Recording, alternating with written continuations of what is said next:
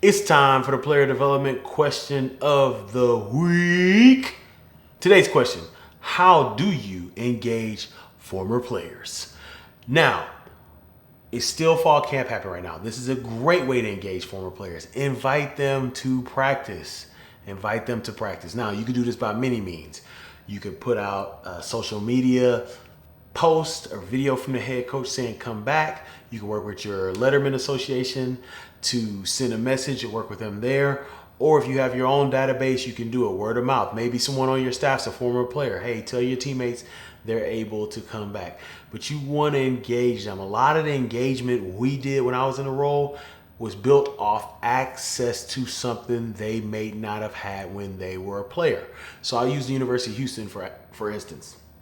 The University of Houston had Bill Yeoman was the head coach for a long time.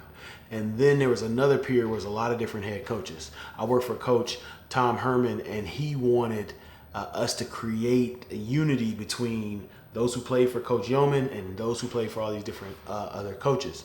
So one thing we did is we brought this, we made this event, and the biggest thing we did was a lot of these players had not been in a new stadium, TDECU.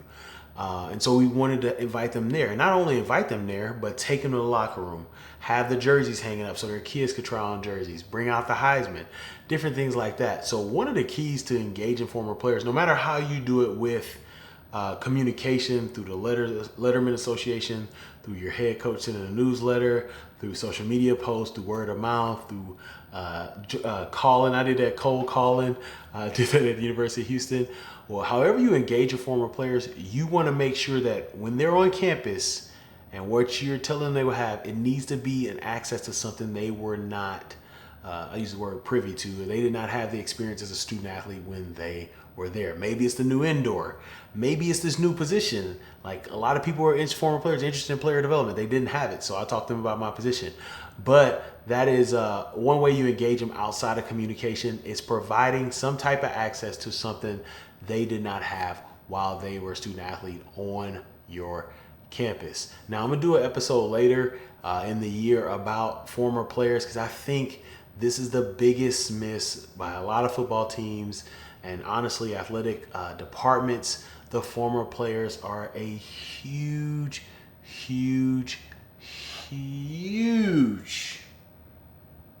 potential, I don't want to use market to be sound business like, but a huge potential support for your program. So make sure you're engaging those former players.